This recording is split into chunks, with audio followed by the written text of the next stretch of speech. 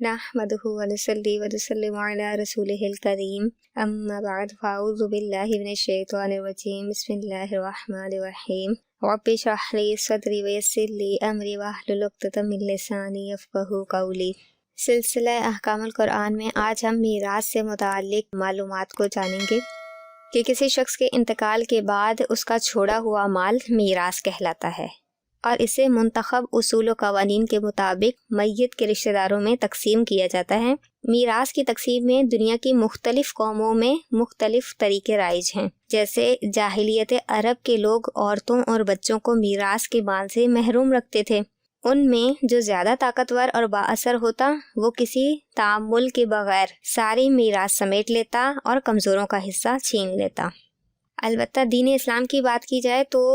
دین اسلام کا یہ اعزاز ہے کہ اس نے جہاں دیگر معاملات میں افراط و تفریط کو ختم کیا، وہیں تقسیم میراث کے معاملے میں بہترین طریقہ عطا فرمایا۔ محروموں کو حق دیا اور جابروں کو ان کی حدود میں رکھ اور ہر ایک کو اس کے مناسب حصہ عطا فرمایا، جیسے بطور خاص عورتوں اور یتیم بچوں کے حوالے سے خصوصی احکامات دیے۔ عورتوں اور بچوں کو وراثت سے حصہ نہ دینے کی رسم کو باطل کرتے ہوئے قرآن مجید نے مرد و عورت میں سے ہر ایک کو اس کے والدین اور دیگر رشتہ داروں کے مال وراثت میں حصے دار قرار دیا ہے۔ میراث کی تقسیم چونکہ ایک اہم معاملہ ہے اور اس میں ظلم و ستم، حق تلفی، مالی بددیانتی اور آپس میں لڑائی فساد کا بہت اندیشہ ہے، اس لیے اللہ تعالیٰ نے میراث کے اکثر احکام قرآن پاک میں بڑی وضاحت سے بیان فرمائے ہیں اور ان پر عمل کرنے کو متعدد انداز میں تاکید کے ساتھ بیان فرمایا، جیسے کہ شروع میں ارشاد فرمایا کہ اللہ تمہیں حکم دیتا ہے، اور یہ حکم بیان کر کے میراث کی تقسیم کا طریقہ بیان فرمایا۔ سورہ نساء آیت نمبر 11 میں ارشاد باری تعالیٰ ہے کہ اللہ تمہیں تمہاری اولاد کے بارے میں حکم دیتا ہے، بیٹے کا حصہ 2 بیٹیوں کے برابر ہے۔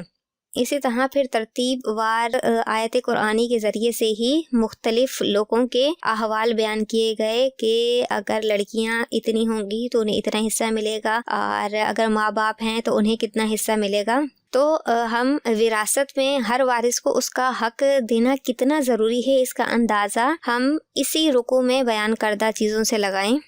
کہ شروع میں اللہ تعالیٰ نے، یعنی کہ یہ جو میراث سے متعلق رکوع ہے، تو اسی میں شروع میں فرمایا کہ اللہ تمہیں وصیت تقسیم کرنے کا حکم دیتا ہے، یعنی ابتدا میں ہی ہمیں حکم مل گیا اللہ کی طرف سے۔ اس کے بعد رکوع کے آخر میں فرمایا کہ وراثت کے احکام اللہ تعالیٰ کی مقرر کردہ حدیں ہیں جنہیں توڑنے کی اجازت نہیں۔ جو وراثت کو کما حقہ تقسیم کر کے اطاعت الہی کرے گا اور حدود الہی کے پاسداری کرے گا،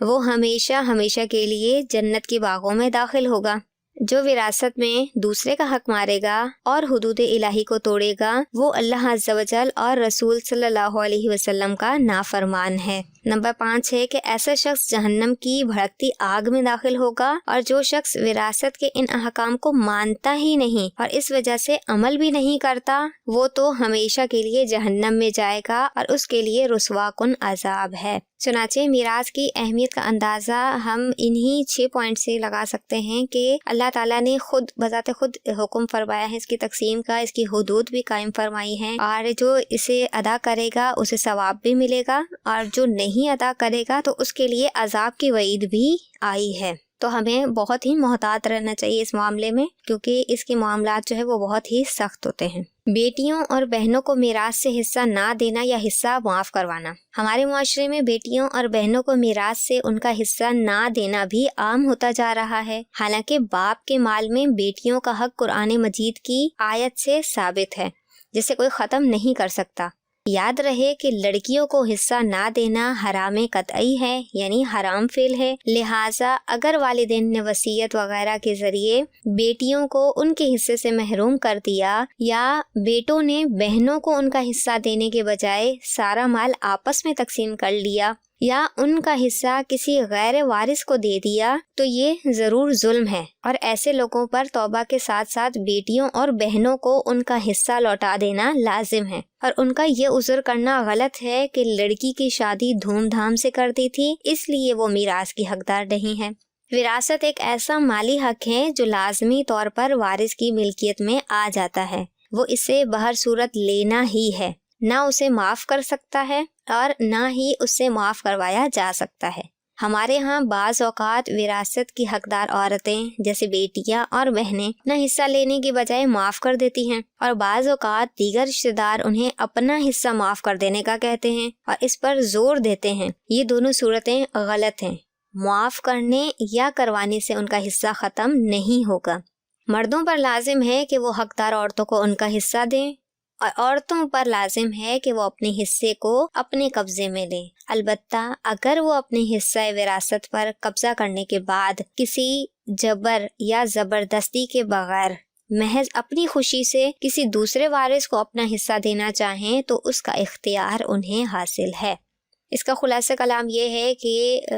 لوگ جو بیٹیوں اور بہنوں کو حصہ نہیں دیتے یا پھر معاف کرنے پر زور دیتے ہیں یا پھر جبراً طور پہ انہیں کہا جاتا ہے کہ وہ ڈائریکٹ اپنا حصہ بھائیوں کو دے دیں یا لیں ہی نہیں، تو ان کے لیے کہا گیا ہے کہ ان کو ایسا نہیں کرنا چاہیے۔ تو ایسے مردوں کے لیے کہا گیا ہے کہ ایسا کام انہیں نہیں کرنا چاہیے کہ وہ عورتوں سے ان کا حصہ معاف کروائیں یا پھر کسی اور کو دلوا دیں۔ اور اسی طرح عورتوں کو بھی کہا گیا ہے کہ وہ اپنے حصے کو مطلب جبر طور پہ معاف نہیں کر سکتی، نہ ہی چھوڑ سکتی ہیں۔ انہیں چاہیے کہ وہ پہلے اپنے قبضے میں وراثت کا مال لیں، جب ان کی اپنے قبضے میں آ جائے تو پھر اپنی خوشی سے کسی بھی وارث کو، قریبی ہو چاہے کوئی بھی ہو، تو آپ اسے دے سکتی ہیں، ان کا پھر اختیار ہے۔ بیوہ دوسری شادی کر لے تو اسے پہلے شوہر کی میراث سے حصہ نہ دینا۔ جو عورت شوہر کے انتقال کے وقت اس کے نکاح یا اس کی عدت میں ہو وہ اپنے شوہر کی وارث ہے، پھر اگرچہ وہ عدت پوری ہونے کے بعد دوسری شادی کر لے، جب بھی اس کا حق وراثت باقی رہتا ہے، ختم نہیں ہو جاتا۔ ہمارے ہاں دوسری شادی کر لینے کی وجہ سے بیوہ کو اس کا حصہ نہیں دیا جاتا۔ یہ حکم الہی کی صریح خلاف ورزی اور ناجائز و حرام ہے، اور اس سے بچنا ہر مسلمان پر لازم ہے۔ ہمارے معاشرے میں ایک ایسی سوچ بھی ہے کہ وہ کہتے ہیں کہ اگر ہم نے بیوہ کو اس کا حصہ دے دیا اپنی جائیداد میں سے اور اس نے کہیں اور شادی کر لی تو ہماری جائیداد جو ہے وہ کہیں اور چلی جائے گی، تو اس کا حق ہے بیوہ کا، اب چاہے وہ کہیں بھی کرے اس جائیداد کو یا اس مال کو کہیں بھی استعمال کرے، یہ اس کا شرعی حق ہے، کوئی بھی اس سے یہ حق نہیں چھین سکتا۔ یہ کوئی ریزن نہیں ہے کہ ہماری جائیداد جو ہے وہ کسی اور کے ہاں چلی جائے گی۔ اس کے بعد ہے باپ کی دوسری بیوی کو حصہ نہ دینا۔ یہ بھی ہمارے ہاں عام ہے۔ جب باپ کی وراثت تقسیم کی جائے تو اس میں اس کی ہر بیوی کا حصہ ہوتا ہے، اگرچہ وہ اولاد کے لیے حقیقی ماں کی جگہ سوتیلی ماں ہو، کیونکہ سوتیلی ماں ہونا تو اولاد کے اعتبار سے ہے، جبکہ شوہر کے اعتبار سے تو وہ اس کی بیوی ہی ہے اور بیوی کا وراثت میں حصہ ہوتا ہے۔ ہمارے ہاں میراث تقسیم کرتے وقت بعض اوقات باپ کی دوسری بیویوں یعنی سوتیلی ماؤں کو کے وراثت سے محروم کر دیا جاتا ہے، حالانکہ وہ بھی بیوی کی حیثیت سے دوسری بیوی یعنی بچوں کی حقیقی ماں کی طرح وراثت کی حقدار ہے۔ یعنی اگر بچے ہیں ان کے اختیار میں ہے مال اور جائیداد وغیرہ، تو جب میراث تقسیم ہوگی تو انہیں خیال رکھنا چاہیے کہ جیسے ان کی حقیقی ماں اگر زندہ ہے، موجود ہے، تو اس کا حصہ بن رہا ہے، تو اسی طرح سوتیلی ماں بھی اتنی ہی حصے کی حقدار ٹھہرائے گی۔ سوتیلا ہونا اس سے جو ہے وہ وراثت کو نہیں چھین سکتا۔ مذکورہ والا کلام کو سامنے رکھتے ہوئے تمام مسلمانوں کو چاہیے کہ ترک مال کے مال ترکہ کو قرآن و حدیث کے بیان کردہ حصوں کے مطابق ان کے مستحقین میں تقسیم کر دیں، اور ترکے کی تقسیم میں ہرگز تاخیر نہ کریں، بلکہ جس قدر جلدی ہو سکے ہر شخص کو اس کا حصہ دے دیں تاکہ وہ اپنی مرضی کے مطابق اسے استعمال کر سکے۔ الحمدللہ آج ہم نے میراث سے متعلق اہم معلومات اور اہم جو ہمارے معاشرے میں ایشو جو ہم دیکھتے رہتے ہیں ان کو ہم نے دیکھا ہے۔ انشاءاللہ تعالی اگلی ویڈیو میں ہم جو ہے وہ عورتوں کے حصوں کو بیان کریں گے، کیونکہ ہمارے معاشرے میں عورتوں کا ہی حق ضبط کیا جاتا ہے، انہیں نہیں دیا جاتا یا معاف کروا دیا جاتا ہے۔ تو انشاءاللہ تعالی ہم جانیں گے کہ کتنی طرح کی عورتوں کے حصے نکلتے ہیں، یعنی ایسے کون سے 8 قسم کے رشتے ہیں کہ جو وراثت کی حقدار کہلاتی ہیں لیکن پھر بھی وہ محروم رہ جاتی ہیں وراثت سے۔ انشاءاللہ تعالی ہم اگلی ویڈیو میں عورتوں کے حصے کا بیان سنیں گے کہ کون کون سے حصے ہیں اور کتنے حصے ہیں۔ اللہ تعالیٰ سے دعا ہے کہ وہ ہمیں ان ضروری مسائل کو جاننے، سمجھنے اور دوسروں تک پہنچانے کی توفیق عطا فرمائے۔ آمین بجاہ النبی الامین۔